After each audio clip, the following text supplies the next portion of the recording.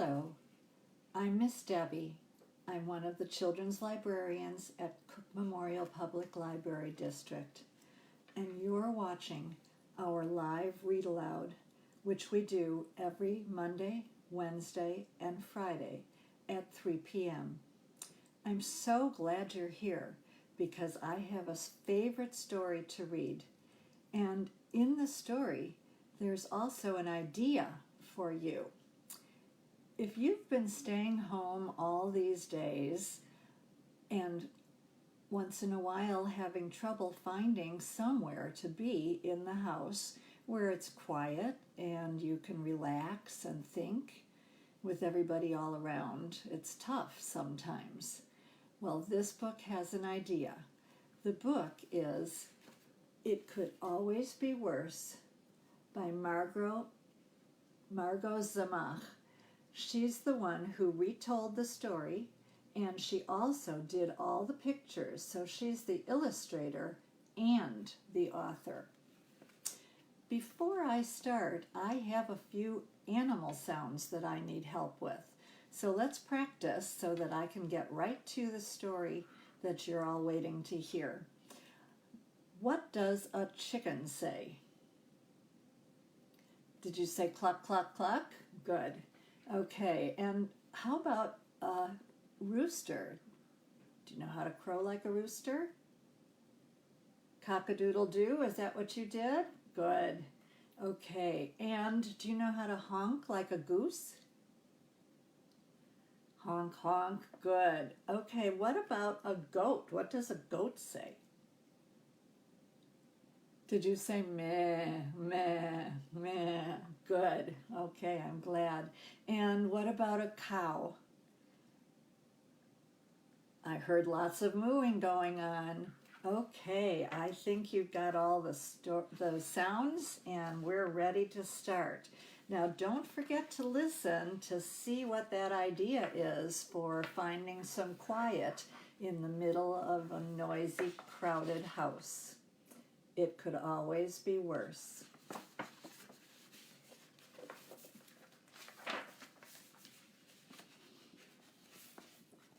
Here's a picture of a crowded house. Lots of, all 6 children and the man and his wife and even his mother all live in that one room of the house. Because it was so crowded, the man and the wife often argued. The children were noisy and they fought too. And in winter, when the nights were long and the days were cold, life was especially hard. The hut was full of crying and quarreling. Quarreling means arguing. And one day, the poor man couldn't stand it any longer. And so he ran to the rabbi for help. A rabbi is a very wise person, a very smart person. Here he is, asking the rabbi for help. Rabbi, the man said, things are in a bad way with me and getting worse. We are so poor that my mother, my wife, my 6 children, and I all live in one small hut. We are too crowded and there's so much noise. Help me, Rabbi. I'll do whatever you say. Well, the rabbi thought, and he pulled on his beard, and he thought some more, and at last he said, tell me, my poor man, do you maybe have a chicken or 2? Yes, said the man, I have few chickens and a rooster and a goose. Fine, said the rabbi. Now go home and take the chickens and the rooster and the goose and bring them into your house to live with you.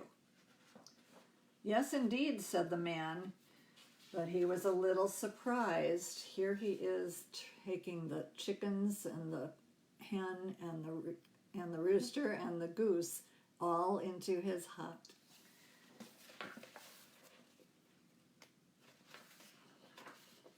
Well, when some days or a week had gone by, life was getting worse than before. Now the quarreling and crying and the clucking and the honking and the crowing were so bad, and there were feathers in the soup. The hut was just as small as ever, and the children were growing bigger. When the poor, unfortunate man could not stand it any longer, he again ran to the rabbi for help. Here he is asking the rabbi again. Oops.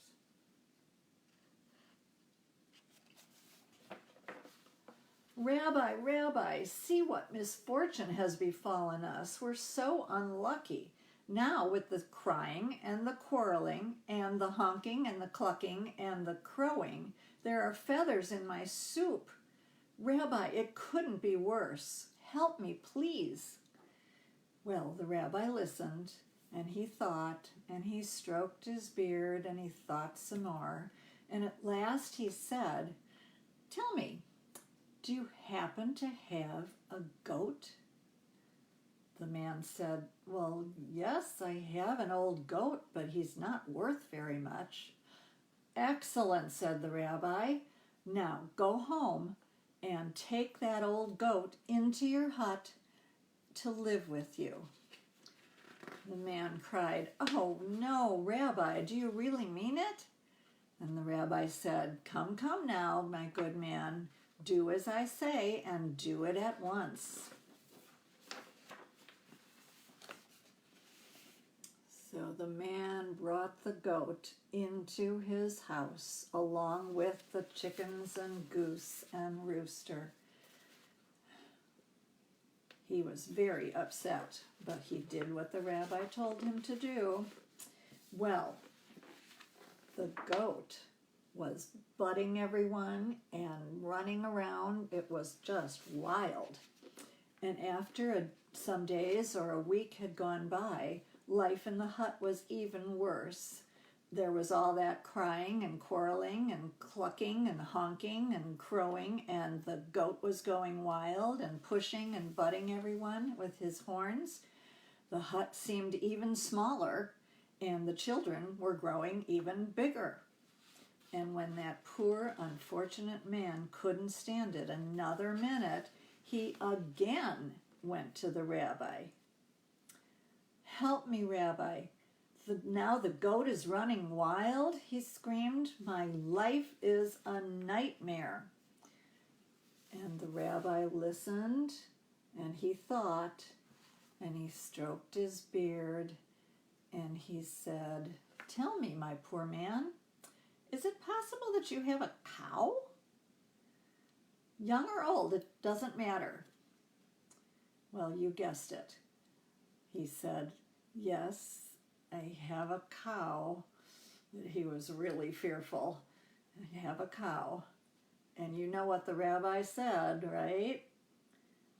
"Go home then and take the cow into your hut." And the man cried, "Oh no, surely not, Rabbi." The rabbi said, "Do it at once."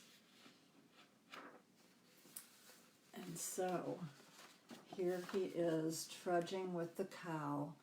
Don't they look sad? I think the cow is sad too, to be going into a house. Rather stay outside. Well, he trudged home, and with a heavy heart, he took the cow into his hut. He was thinking at that point that the rabbi was maybe crazy. When some days or a week had gone by, look what a mess it is in there. Life in the hut was even worse than before. Everyone quarreled, even the chickens. Do you see the chickens fighting under the table? The cow trampled everything. The goat bashed everything and was going wild. And the poor man could hardly believe his misfortune, his bad luck. At last, when he could stand it no longer, he went back to the rabbi again. "Rabbi, help me, save me. The end of the world has come. The cow is trampling everything. There's no room even to breathe. It's worse than a nightmare." The rabbi listened, and he thought, and he stroked his beard. And at last he said, "Go home now, my good man, and let the animals out of your hut." The man was so excited. He said, I will. I'll go do it right away." And so he took the animals and pushed them all out of the hut. What do you think they said? Think they were excited? Did they cluck and moo? The poor, unfortunate man hurried home and let them all out of his little hut. And that night, they all slept so soundly. I'm having trouble showing you the picture, sorry. They slept soundly, no animal sounds, and lots of room. The very next day, the man went back to the rabbi, and he said, "Rabbi, you've made me so happy. It is so pleasant here. There's no more animals, and my family is in the hut, and it's so quiet and so roomy and so peaceful. What a pleasure." So what do you think? Do you think you'll bring a bunch of animals into your house only so that you can let them out again, and then maybe you'll have some peace and quiet? I don't know if you'll have to do that. I hope you enjoyed the story, and I hope that you'll tune in again to our live read-alouds. They happen every Monday, Wednesday, and Friday at 3 o'clock p.m. And we are looking forward to seeing you back in the library just as soon as possible.